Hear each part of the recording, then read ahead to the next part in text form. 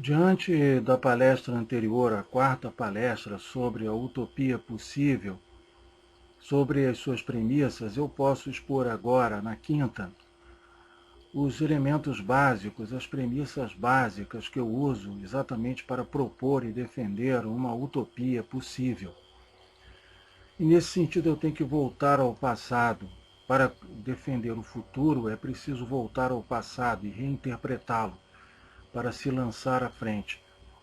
No passado, o desenvolvimento dos Estados-nação e do capitalismo se deu efetivamente pela exploração e extorsão do campesinato, que é uma classe arcaica e proveniente da Idade Média. De modo geral, o esquema clássico de desenvolvimento do capitalismo é esse: a superação, a partir de uma administração, do campesinato como classe fundamental. O esquema básico e fundamental que nós aprendemos na escola, que tem necessariamente variações, é que os reis pediram ajuda à burguesia, no capital da burguesia, inicialmente comercial, para criar uma administração unificada sobre determinados territórios e mantê-los, manter esses territórios. Esse esquema muda de lugar para lugar, mas de modo geral é isso. O nascimento do capitalismo se dá no século XI e ele se faz exatamente em todos os lugares, reprimindo pelo Estado o campesinato e outros setores da sociedade. Outros setores da sociedade, através de taxas e tributações que já vinham da Idade Média, mas já havia um Estado que cobrava isso.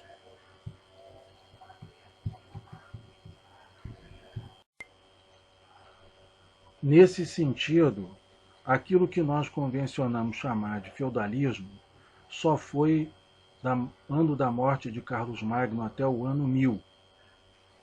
A partir desse período, o Estado nascente se forma dessa aliança, mas mantém certas taxas e tributações da Idade Média, que serão abolidas efetivamente no século XVIII com a Revolução Francesa. Mas o capitalismo industrial, como nós conhecemos, nasce depois de 1648, quando acabou a Guerra dos 30 Anos e foi feito os Tratados de Westfália. Então o capital comercial continuou, mas o capitalismo industrial apareceu no século XVII e foi fundamental para as mudanças ocorridas no século XVIII e que deram origem da burguesia com seu aparato ideológico.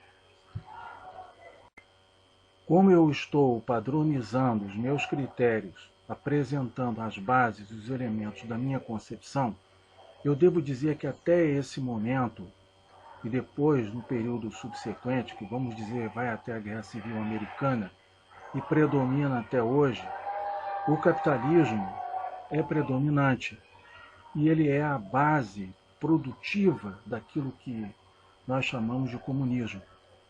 No entanto, o que me interessa é exatamente mostrar que o padrão de formação do Estado Nacional que gerou esse Estado que está aí, capitalista, com esses problemas todos, era a extorsão dos de baixo e a supressão progressiva do campesinato como forma arcaica de trabalho. Na nossa época, com o fracasso do socialismo real, pode-se pensar que nós podemos obter as condições para fazer uma utopia a partir dos de baixo, municiando o Estado de condições para elaborar uma democracia econômica. Eu defendo o critério do desenvolvimentismo, que não é uma noção tão antimarxista assim. Grande parte dos autores desenvolvimentistas, como Barbosa Lima Sobrinho, Celso Furtado, é usada pelos comunistas, pelos marxistas, inclusive no Brasil. Mas eles sempre se precipitam no processo revolucionário e prejudicam o processo de desenvolvimento. Proximamente eu vou falar a respeito disso. Mas isso já se repetiu efetivamente na época da Revolução Russa, quando Plekhanov disse que só era possível fazer uma revolução burguesa na Rússia e não dar continuidade, levar à frente. Na verdade, a revolução tem que ser a do desenvolvimentismo de centro-esquerda, ou seja, aumentar o bolo, criar as condições para aumentar o bolo e ir distribuindo até o plano ótimo, até conseguir uma abundância que consiga fazer com que a distribuição seja igualitária.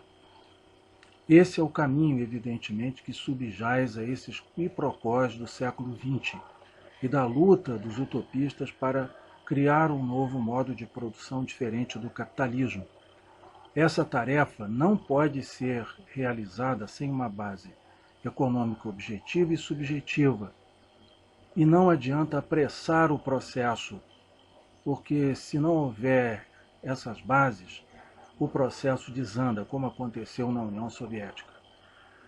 Então, o papel dos utopistas é ajudar no desenvolvimentismo democrático, entendeu? Até o momento em que se conseguirá chegar àquela utopia da abundância.